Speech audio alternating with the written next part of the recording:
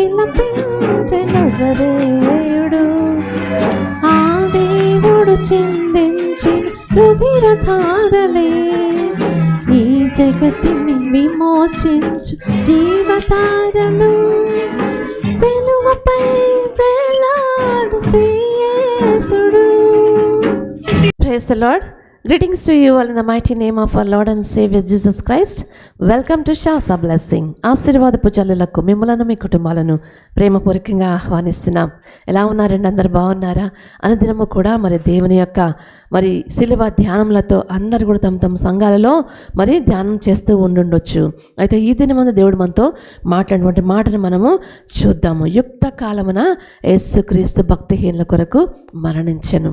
ఈ టాపిక్ ఆయన తన యొక్క యుక్త కాలములో యేసు ప్రభు భక్తిహీనుల కోసం మరణించినట్లుగా మనం చూస్తున్నాం. In due time Christ died for the ungodly.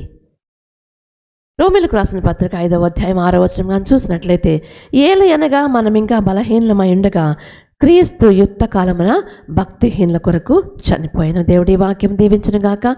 Romans 5th chapter 6th verse. When we were yet without strength, in due time Christ died for the ungodly. May the Lord bless this word.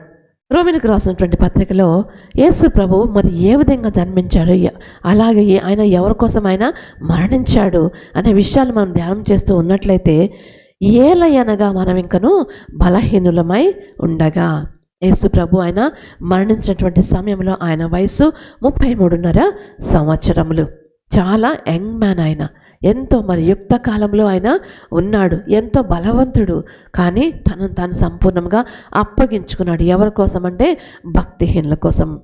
ఆయనలో ఏదైనా మనం చూసినట్లుగా ఎవరైనా సరే ప్రాణం మీద వ్రేలాడదీయబడినట్టు వాడు శాపగ్రస్తుడు అని దేవుని యొక్క వాక్యం సెలవిస్తుంది. అయితే ఈయనలో ఎటువంటి మరి పాపం లేదు, అయినప్పుడు కూడా శాపగ్రస్తుడిగా మారిపోయాడండి. పాపం చేసినటువంటి వారికి ఏముంటుందండి? దేవుడు శాపాన్ని ఇస్తాడు ఖచ్చితంగా. ఎందుకంటే శిక్షకు మనం ఖచ్చితంగా పాత్రలమై ఉంటున్నాము. కానీ మనల్ని ఎంతగా ప్రేమించాడు అంటే ఆ యొక్క శిక్షకు మనం పాత్రం కాకుండా ఉండాలి అంటే మనం భక్తిహీనులుగా ఉండగానే, మనం ఇంకనూ కూడా భక్తిహీనులుగా ఉండగానే క్రీస్తు యుక్త కాలమున తన యొక్క యంగ్ ఏజ్లో మన కోసం ఆయన మరణించాడండి. చూడండి 7వ వచనం చూస్తే, నీతిమంతుని కొరకు సహితము ఒకడు చనిపోవుట అరుదు, మంచివాని కొరకు ఎవడైనా ఒకవేళ చనిపోవ తెగింపవచ్చును. ఎవరైనా సరే మేలు ఎవరికి చేస్తారంటే మంచి వాళ్ళకి మేలు చేస్తారు, నీతిమంతులకు మేలు చేస్తారు. ఈ వాక్యం అదే చెప్తుంది. నీతిమంతుని కొరకు సహితము ఒకడు చనిపోవుట అరుదు. అది కూడా చాలా కష్టము. ఎవ్వరు కూడా ఎవరి కోసం చనిపోరండి.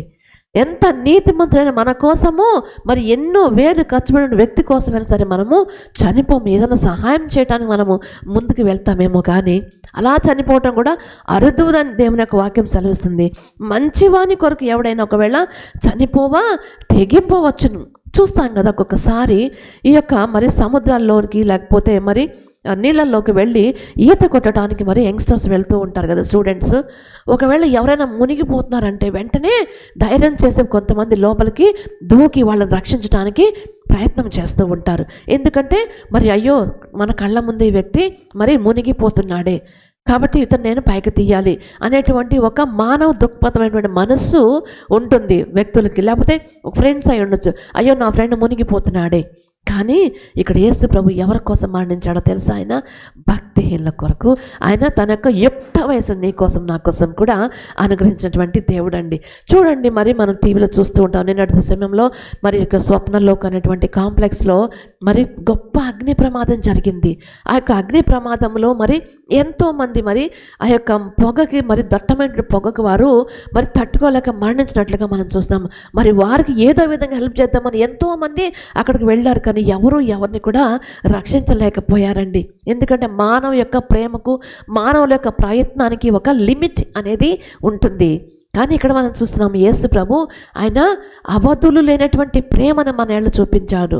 మరి ఎటువంటి యోగ్యత లేనటువంటి నీ కోసం నా కోసము ఆయన శిలువ మీద మరణించాడు. అలాగే భక్తిహీనుల కొరకు, దేవుడు అంటే భయం లేనటువంటి వారికి, దేవుణ్ణి ఏ మాత్రము గౌరవించినటువంటి వారి కోసము యేసయ్య తన యొక్క యుక్త కాలమున మరణించినట్లుగా మనం చూస్తున్నాము. హల్లెలూయా. మరి అటువంటి దేవుణ్ణి మనము జ్ఞాపకం చేసుకుంటున్నామా? మరి ఆయన గురించి నీవు నేను ఏం చేస్తున్నాం మళ్ళీ మనము ఒకసారి పరీక్ష చేసుకుందాం. దేవుడి వాక్యమును దీవించునిగాక ప్రార్థన చేసుకుందాం.